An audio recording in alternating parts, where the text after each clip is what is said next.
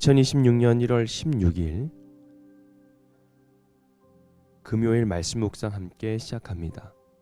오늘 말씀은 창세기 11장 10절에서 30절까지 있는 말씀입니다. 함께 말씀을 묵상합니다. 셈의 족보는 이러하다.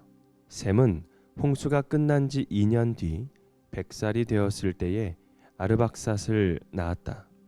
셈은 아르박삿을 낳은 뒤에 500년을 더 살면서 아들, 딸을 낳았다. 아르박삿은 35살에 셀라를 낳았다. 아르박삿은 셀라를 낳은 뒤에 403년을 더 살면서 아들, 딸을 낳았다. 셀라는 30살에 에벨을 낳았다. 셀라는 에벨을 낳은 뒤에 403년을 더 살면서 아들, 딸을 낳았다. 에벨은 34살에 벨렉을 낳았다. 에벨은 벨렉을 낳은 뒤에 430년을 더 살면서 아들, 딸을 낳았다. 벨렉은 30살에 루를 낳았다. 벨렉은 루를 낳은 뒤에 209년을 더 살면서 아들, 딸을 낳았다.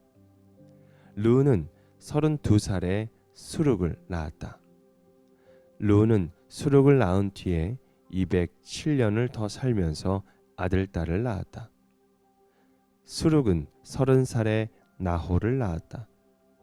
수룩은 나홀을 낳은 뒤에 200년을 더 살면서 아들, 딸을 낳았다. 나홀은 29살에 데라를 낳았다. 나홀은 데라를 낳은 뒤에 119년을 더 살면서 아들, 딸을 낳았다. 데라는 70살에 아브람과 나홀과 하란을 낳았다. 데라의 족보는 이러하다. 데라는 아브람과 나홀과 하란을 낳았다. 하란은 롯을 낳았다. 그러나 하란은 그가 태어난 땅 바벨로니아의 우르에서 아버지보다 먼저 죽었다. 아브람과 나홀이 아내를 맞아들여서 아브라함의 아내의 이름은 사레이고 나홀의 아내 이름은 밀가이다. 하란은 밀가와 이스가의 아버지이다. 사레는 임신을 하지 못하여서 자식이 없었다. 이어진 약속이라는 주제로 함께 말씀을 묵상해 나가겠습니다. 바벨탑 사건 이후에 성경은 다시 이름들의 흐름으로 우리를 데려갑니다. 셈으로부터 시작된 족보는 아르바삭, 셀라, 에벨, 벨렉, 루, 수룩, 나홀을 거쳐 데라와 아브람에 이릅니다.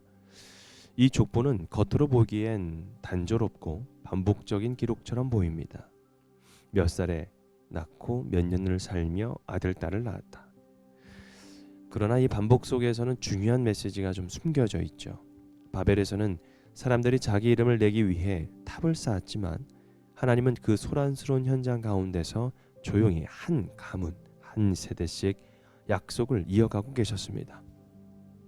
사람의 눈에는 역사가 멈춘 것처럼 보일 때에도 하나님의 구원 계획은 중단되지 않고 혈맥처럼 이어지고 있었습니다. 특히 27절 7절 이후부터는 이야기가 좀 달라집니다.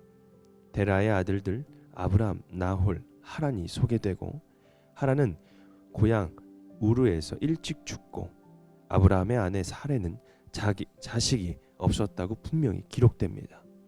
이 결핍의 기록은 우연이 아니죠. 하나님은 가능성이 충분한 가문이 아니라 오히려 막혀있는 그 현실 위에서 새로운 구원의 역사를 시작합니다. 하나님은 바벨의 실패 이후에 세상의 방식이 아닌 약속의 방식으로 역사를 다시 이어가고 계셨습니다. 그렇다면 오늘 이 족보를 묵상하다 보니까 하나님은 언제나 눈에 띄는 사람을 통해서만 일하시지 않는다라는 사실을 우리가 깨닫게 되었습니다. 셈의 후손들은 바벨을 세우지 않았고 도시를 건설하거나 문명을 남기지 않았고 성경에는 특별한 업적도 기록되지 않았습니다.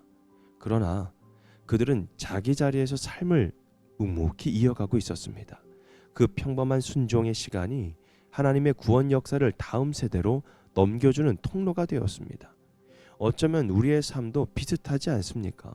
크게 드러나지 않고 눈에 보이는 성과가 없어 보이고 이렇게 살아서 무슨 의미가 있나 싶을 날들이 반복됩니다. 그러나 하나님은 화려함이 아니라 이어짐을 통해 역사하십니다. 또 한 가지 마음에 머무는 장면은 바로 30절입니다. 사레는 임신하지 못함으로 자식이 없었다. 여러분, 이 한 문장은요, 아브라함의 가정이 하나님의 약속을 감당하기에는 얼마나 불가능했는지를 우리에게 보여주고 있는 것이죠. 여러분, 혹시 우리도 비슷한 마음을 품고 있지는 않는가 한번 생각해 보십시다. 내 인생에는 없는 것이 너무나도 많다고 느껴질 때, 관계의 단절과 결과 없는 수고와 해결되지 않은 문제 앞에서 여러분, 이 조건으로는 하나님의 뜻을 이루기 없다고 생각할 때에, 여러분, 그러나 성경은 분명히 말합니다. 하나님이 없는 것 때문에 일하시는 분이 아니라, 하나님은 그러니까 없는 것 때문에 일하시는 분이 아니라 없는 자리에서 새 일을 시작하시는 분이라는 것.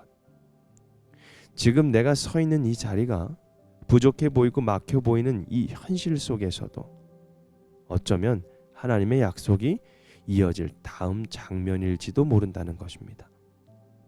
오늘 나에게 어떤 말씀을 주십니까? 나는 지금 어떤 자리에서 하루를 이어가고 있는지, 화려하지 않아도 결과가 보이지 않아도 하나님은 이 시간을 통해 무엇을 준비하고 계시는지, 내가 없다고만 여겨졌던 그 지점이 바로 하나님의 약속이 시작되는 자리일 수 있지는 않은지 여러분 한번 생각해 보았으면 좋겠습니다.